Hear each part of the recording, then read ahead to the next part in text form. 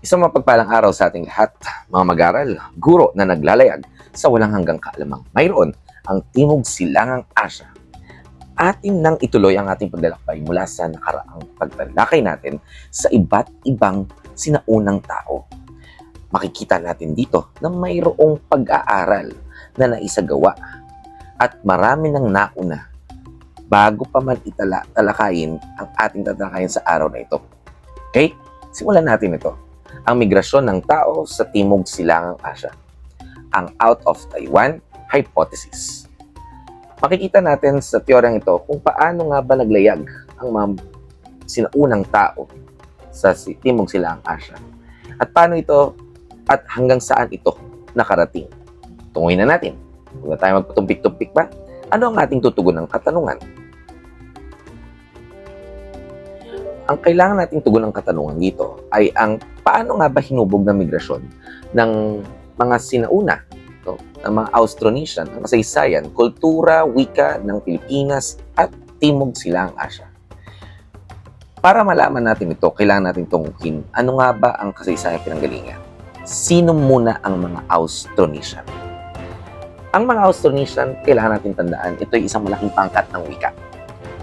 Ito ay hindi lahi. Ang populasyong ito ay nanganak ng iba't iba pang mga wika sa ilalim nito. Hindi ito tumutukoy sa lahi, uulitin ko, bagkus ito ay distribusyon ng wika sa daigdig. Ang mga sinaklaw na lugar nito ay makikita natin sa mapa, kalaunan. Pero pangkaraniwan, ang Timog Silangang Asya, Oceania, Taiwan, at higit sa lahat ang Madagascar. Ang ilang mga halimbawa nito ay ang mga katutubong Taiwanese, Polynesian, Indonesian, Malaysian, at maging ang mga Pilipino. Makikita natin ang nilayag ng mga lugar nito gamit ang mapa. Ngunit sino nga ba ang bumuo ng teoryang ito? Ang pamosong bumuo nito ay walang iba kundi si Peter Bellwood, isang matandang antropologo, na kung saan binuo niya ang katawagang mainland origin dahil nga mula sa pangkalupaang Timog Silangang Asya nang galing ang mga sinaunang tao.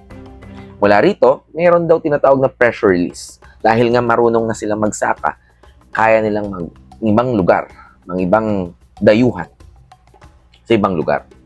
Kaya naman mula doon, sa pagitan ng bago ang karaniwang panahon, tinatayang 4,500 hanggang 2,000 bago ang karaniwang panahon, makikita yung pag-unlad ng agrikultura. At yung pag-unlad ng agrikultura ay nagdulot din sa mga tao na umalis sa isang lugar tungo sa ibang lugar dahil kaya niya nang mamuhay. Kung kaya't nagbunga ito ng paghahanap ng bagong lupang masasakahan, lumalawak na ang kanyang teritoryong nasasaklawan. Pumupunta na siya sa ibang lugar. At mula rito, makikita natin na ang batayan natin ng pagkakahawig ay ang wikang pinanggalingan. May pagkakatulad. Napansin nyo ba mula sa mga nakaraang video? Nabatid natin yung salitang lima, langit, lupa, ay may mga kahalintulad na salita rin. Tulad ng ating mga naging batayan na parang hawig tayo sa ibang wika.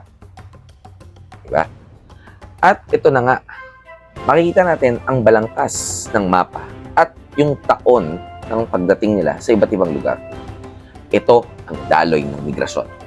Makikita na taong 3,000 hanggang 3,500 bago ang karaniwang panahon, may pressure release mula sa mainland Southeast Asia. Partikular na dito sa kaakibat na lugar, na isla, o itinuturing natin ngayon sa kasalukuyan na Taiwan. Dumako sila sa Pilipinas taong 2,600 bago ang karaniwang panahon hanggang 1,500. Makikita naman sa isang banda na panahon ng 2,000 bago ang karaniwang panahon, nakarating sila sa Sumatra at Java. 1,500 bago ang karaniwang panahon, narating nila ang New Guinea. Hanggang sa 1,200, narating nila ang Samoa.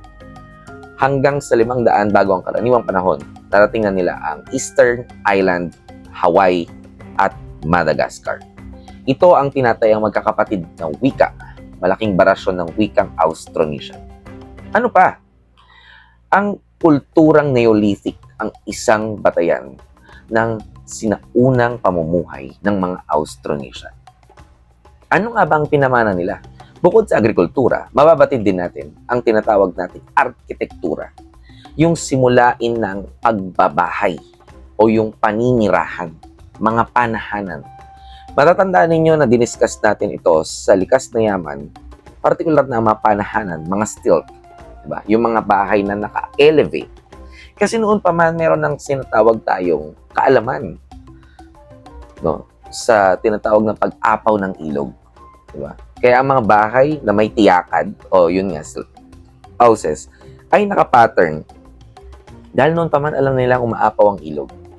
Mayroong mga kalamidad na dumarating o kaya naka-adjust ang bahay alinsunod sa klima at teritoryong kinamumulatan nito. Ano pa? Narito rin ang teknolohiya, yung mga pagbabanga, pagpapakinis ng palayok, pagpapakinis ng mga gamitan, pag-ukit ng mga jade. Isa ito sa pamana ng kulturang Neolithic, pamana ng mga Austronesiano. Meron pa, ang panghuli ay ang sining at tradisyon. Hindi natin maikakaila na ultimo sa sining at tradisyon, may pagkakahawig ang mga kultura at pamamaraan ng mga taga-Timog Silangang Asya. Tradisyon na pagtatattoo. Mayroon akong isang video na nakapost sa aking YouTube at maging sa aking TikTok channel na kung saan ay yung matandang pagbabatok, no, ng isang pamosong tagapagtattoo, no, si Apo Wangod. Mayroon din itong katulad ng mga mananato o magbabatok sa ibang bansa rin. Okay? At siyempre, bilang pamana ng mga Austronesian, makikita natin ang pagpipinta sa mga bato ang isang bagay na ipinamana rin. At makikita natin, dala-dala natin hanggang sa kasalukuyan at mababakas ang nakaraan mula rito. Ang wika, hindi na tayo lalayo pa. Ang wikang Filipino ay isang anak ng Austronesian. Mula sa pamilya ng mga wikang Austronesian, makikita natin ang wikang katutubo sa Taiwan ay hindi lubos na hiwalay sa pinanggalingan nito. No? Gayon din ang Malayo-Polynesian. Mga wikang nalinang sa labas ng Taiwan. Yun eh. Pag loob ka ng Taiwan, yun ay nandoon. At yung Malayo-Polynesian, yun yung labas ng Taiwan. Okay? Makikita at mababanaag sa Malayo-Polynesian ang wikang Filipino na mayroong balangkas ng 120 na aabutin hanggang 187 wika at mga tinatawag at nakagisna ng tawaging mga wikain. Sa ibang salita ay dialekto. No? Tulad ng Tagalog, Ilocano, Cebuano at iba pa. Ang lahat ng ito ay ituturing nating kabilang sa Austronesian. Liban na lamang sa Chabacano dahil ang Chabacano ay impluwensya ng mga Espanyol. Okay? Kaya naman ang wikang Austronesian ang gulugod na nagpapatibay sa ating wikang pambansa. Now, ano nga ba ang pinagkaiba ng dalawang teorya? Isa-isa natin ang mainland origin hypothesis. Ito ang teoryang ginamit at pinatunayan ni Peter Bellwood. No? Isa pang katawag nito ay out of Taiwan, habang si Wilhelm G. Solheim II ay yung island origin hypothesis. Pinaniniwalaan na mula Hilaga, no? Pinaniniwalaan ni Peter Bellwood na mula Hilaga ay gumawi patimog ang mga migrasyon ng mga sinaunang tao.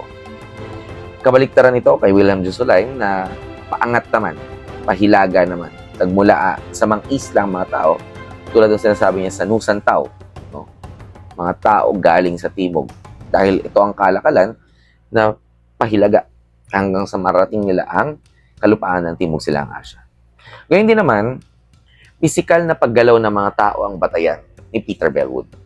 Kaya nga yung mga lupang sakahan, agrikultura, mga gamitan na nakabatay sa lupa ang batayan niya. Kabaliktaran ulit kay Wilhelm G. Solheim, ito naman ay pagpapalawak ng network. Wika pa rin, ngunit may isang super language family na tinuturing niya dito. Nakikita na gamit para sa kalakalan. Kung isa ay sakahan, ito naman ay mas naging tuon sa kalakalan. Diba? Kaya naman ang pagbubuo ng ugat ng mga Austronesian, hindi may kakaila ng wika, kultura, at ang ugnay natin sa iba pang balangkas ng lupa ang pagpapakita ng ating pagkakakilanlan bilang isang Pilipino. Kaya naman tayo bilang isang Pilipino, may ugat natin at tayo'y Austronesiano rin. Kaya sa muling pagkikita natin, hayaan ninyong maglayag tayo muli sa ano ba ang mga ipinanganak pang mga sibilisasyon, kabihasnan at malalaking impluwensya ng mga bansang nakapaligid sa atin. Sa walang hanggang kalaman na mayroon ang ating rehiyon, ang rehiyon ng Timog Silangang Asya. Hanggang sa muli, paalam.